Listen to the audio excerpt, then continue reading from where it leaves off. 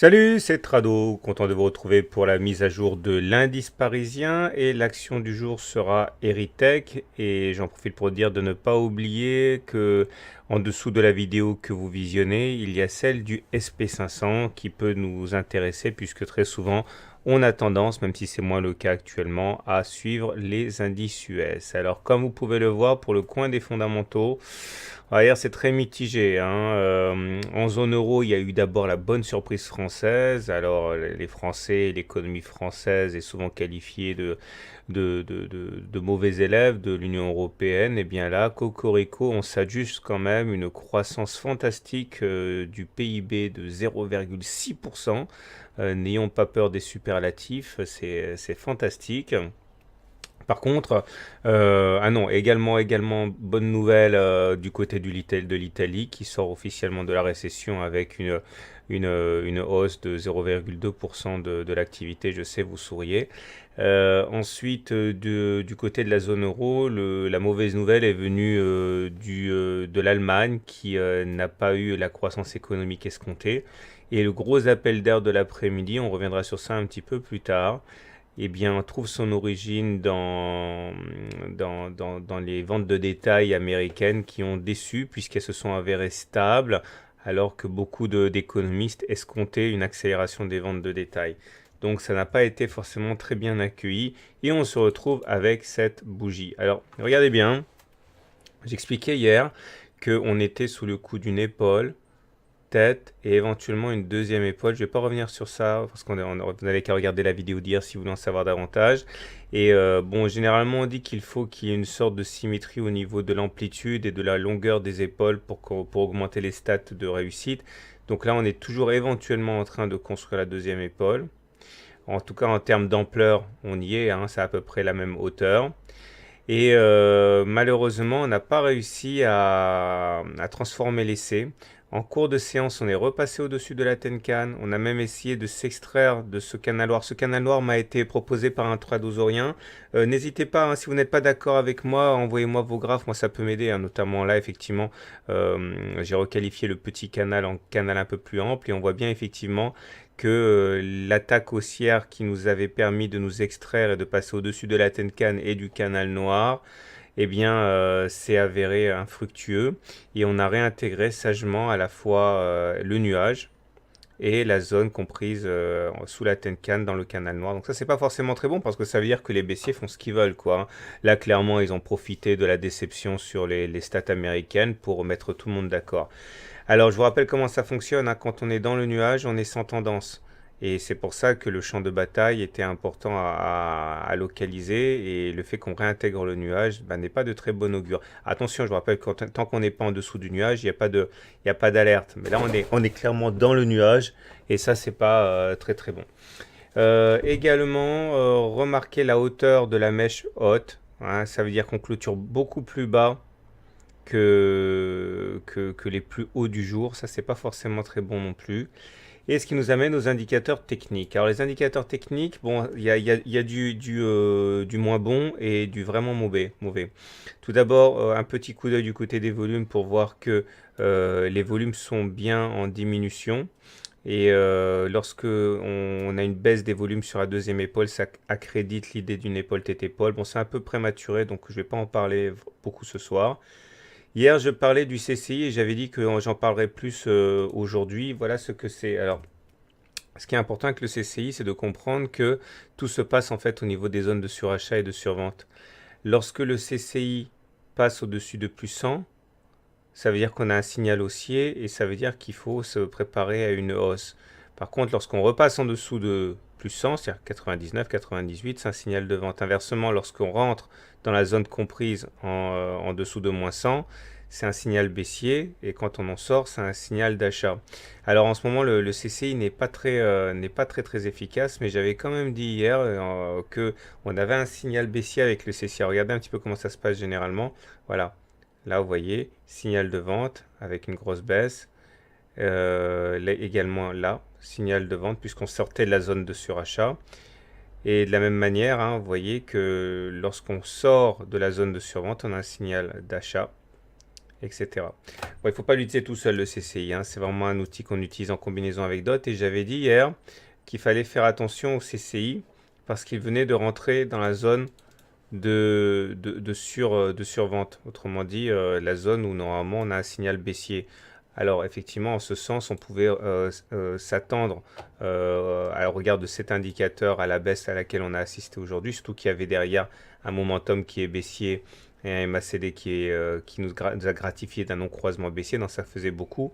Et aujourd'hui, regardez, le stochastique croise son signal à la baisse. Ça non plus, hein, ça fonctionne pas à tous les coups, mais généralement c'est pas bon signe hein, quand le stochastique croise son signal à la baisse. Alors j'aurais relativisé d'ailleurs un signal haussier. Alors je sais pas, peut-être que demain on va se rendre compte que j'aurais pas dû, mais le CCI là, il sort de sa zone de survente. Donc ça veut dire clairement que si on est vraiment rigoureux, on a un signal d'achat avec le fait qu'hier il soit descendu en dessous de -100 et que là il repasse au-dessus. Mais je considère qu'il a passé trop peu de temps en dessous pour que ce soit véritablement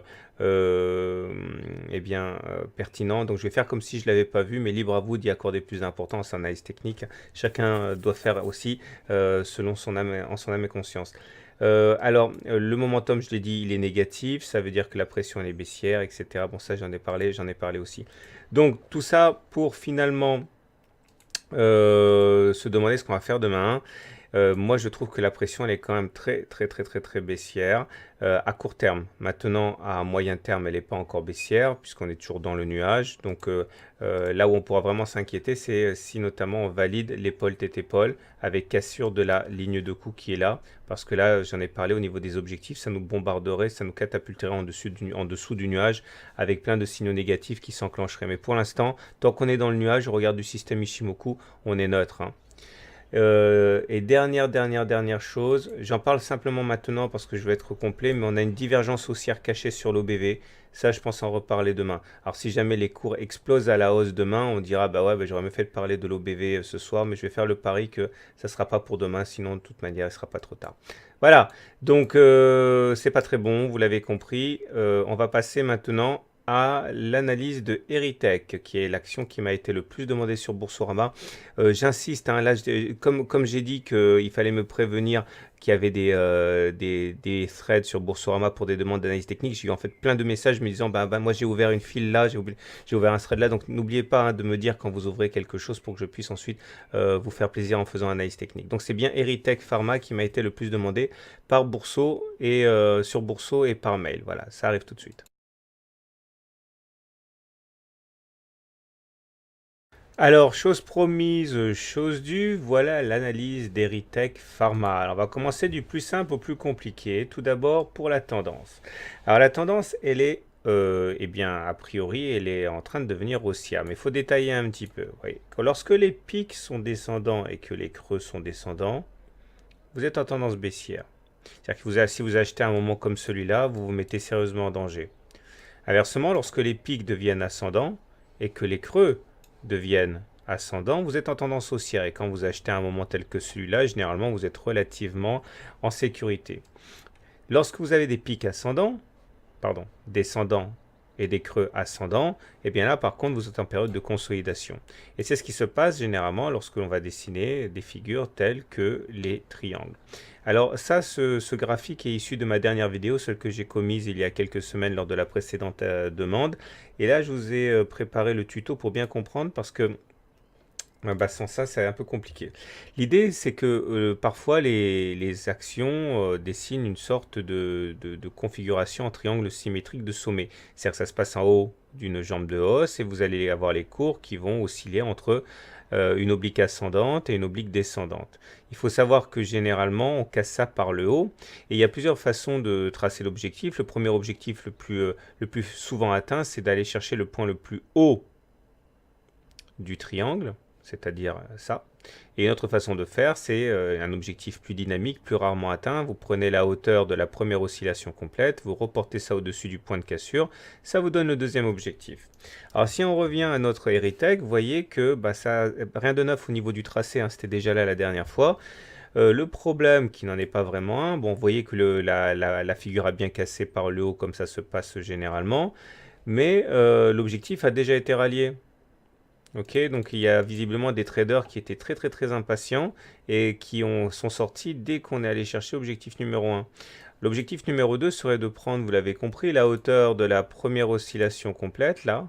C'est voilà, la première oscillation complète. Vous prenez cet objectif, vous le reportez au-dessus du point de cassure, et ça vous donne un objectif beaucoup plus excitant, hein, aux alentours de 43 euros. Maintenant, on ne sait pas si on va aller les chercher, puisque certains ont déjà pris leur plus-value assez rapidement sur l'objectif numéro un. Mais en tout cas, rien n'est perdu, puisque regardez, tant qu'on se maintient à l'intérieur, enfin pardon, à l'extérieur du triangle, eh bien c'est tout à fait valable. Regardez d'ailleurs, on voit bien les mèches basses qui montrent bien que dès qu'on réintègre le triangle, il y a une chasse au sol qui fait que certains rentrent.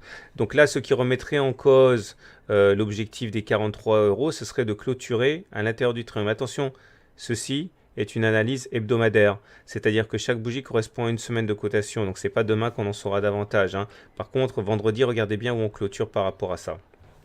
Il faut aussi noter qu'une clôture à l'intérieur, c'est pas suffisant. Il faut généralement une clôture de confirmation. Donc en gros, pour faire simple, si on clôture dans le triangle deux bougies de suite, vous pouvez oublier le triangle. Le potentiel aura déjà été atteint avec l'objectif 1. Il faudra trouver autre chose pour l'analyse technique. Bon, maintenant, si on oublie le triangle et qu'on regarde un petit peu les Bollinger ici. Vous voyez, ça c'est la Bollinger supérieure. Ça c'est la Bollinger inférieure. Et là, on vient d'inscrire deux clôtures au-dessus de la Bollinger supérieure. Ça s'appelle un T1, ça s'appelle un T2.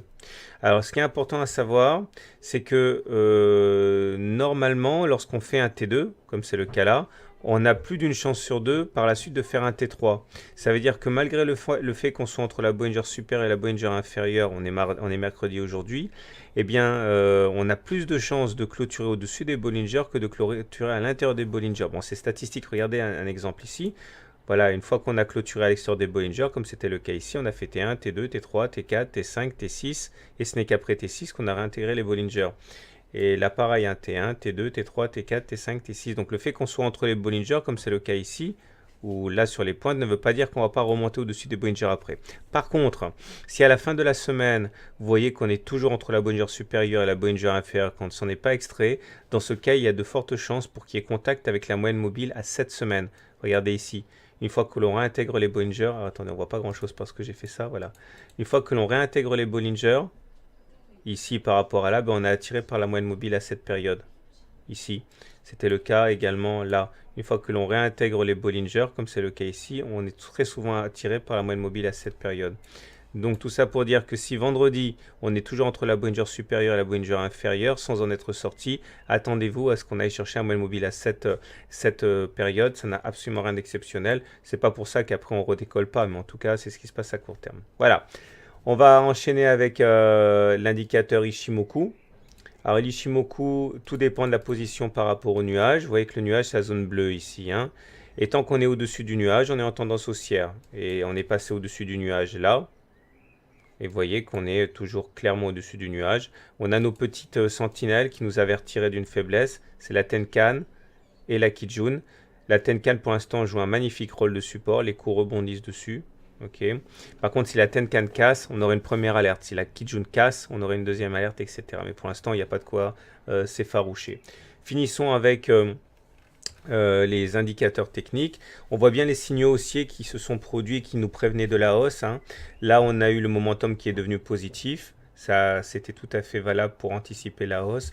On a le CCI qui est passé dans la zone plus 100. Ça aussi, c'était un signal haussier. Et ce qui est intéressant, c'est que le MACD est en train de vouloir croiser à la hausse son signal. Ça s'appelle un croisement haussier, ça.